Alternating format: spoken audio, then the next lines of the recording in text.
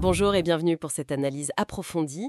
Aujourd'hui, on se penche sur un article du Financial Times qui regarde de près les préparatifs pour le Hajj, le pèlerinage annuel à la Mecque. Oui, bonjour. C'est un événement gigantesque qui rassemble les millions de fidèles. Et l'article y met vraiment l'accent sur ce que fait l'Arabie Saoudite cette année pour la sécurité, surtout après l'an dernier. Notre mission donc, voir ce qu'on peut tirer d'essentiel de cet article, comprendre les enjeux, les actions mises en place. Bon, allons-y. L'article il commence par rappeler quelque chose d'assez dur, le bilan de l'année passée. Plus de 1300 pèlerins décédés. C'est un chiffre qui fait froid dans le dos. Est-ce que l'article dit pourquoi les causes principales? Oui, et c'est un point central. D'après les Saoudiens, ce que rapporte l'article, la grosse majorité de ces décès, c'était lié à la chaleur, les températures extrêmes, quoi. Ah oui. Et un facteur qui a beaucoup joué, c'est que la plupart des victimes, c'était des pèlerins qu'ils appellent non enregistrés. Non enregistrés. Ça veut dire quoi pour eux concrètement? Et pourquoi c'est plus dangereux?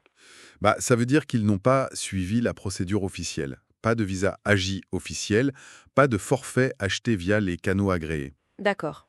Et la conséquence directe, c'est qu'ils n'ont pas accès à tout ce qui est mis en place pour les autres. Je pense aux tentes climatisées pour faire des pauses, aux bus pour aller d'un site à l'autre, parfois même à l'eau distribuée. Ah oui, quand même. Donc, oui, ils sont beaucoup plus vulnérables à la chaleur, à la déshydratation, aux coups de soleil. On imagine bien la galère. Et face à ce drame, face à ces risques, l'article il dit quoi sur la réponse des autorités saoudiennes pour cette année? Alors, la réponse, elle est sur plusieurs plans, mais clairement, la priorité, c'est la gestion de la chaleur. Logique. L'article parle de centaines de ventilateurs brumisateurs installés, près de la grande mosquée notamment, 400 je crois. Il y a aussi la distribution d'eau massive, et puis des conseils médicaux, des applis, des équipes sur place, et l'accès aux soins facilité. Mais ça, c'est surtout pour les pèlerins enregistrés, bien sûr.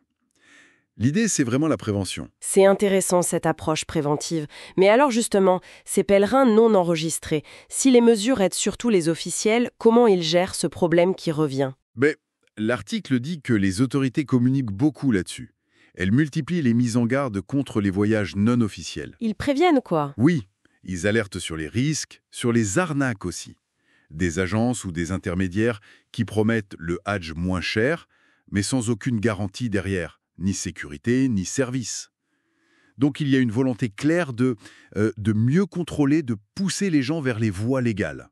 D'accord, une tentative de réguler et de sécuriser l'accès. Et si on prend un peu de hauteur, comment tout ça s'inscrit dans une stratégie plus globale pour le pays? L'article fait un lien, non? Tout à fait.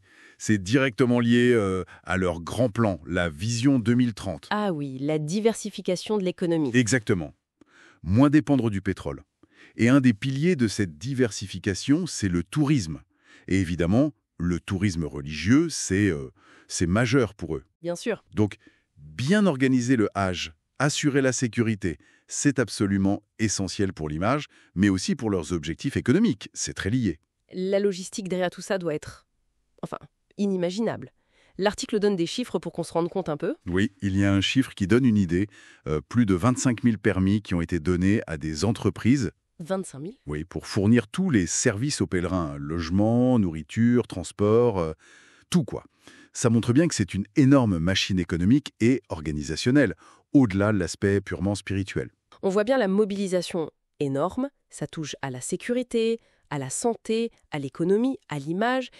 Ces mesures, elles ont l'air très techniques, très axées sur la gestion des risques immédiats, la chaleur, etc. Mais au-delà de ça, quelle est la réflexion un peu plus long terme qui se dessine? C'est exactement ça la question en fait. L'article met en lumière les efforts d'aujourd'hui, mais la vraie interrogation pour demain, c'est comment trouver le bon équilibre. L'équilibre entre quoi et quoi? Entre accueillir toujours plus de monde, peut-être, préserver ce qui fait l'essence du Hajj, son côté spirituel très fort, et en même temps répondre à des contraintes de sécurité, de logistique, et de plus en plus de climat qui sont juste énormes. Oui, c'est un sacré défi. C'est un défi immense pour un des plus grands rassemblements de la planète. Et ça demande une réflexion qui va bien au-delà des solutions techniques qu'on met en place chaque année, tu vois. Une vraie question de fond à suivre.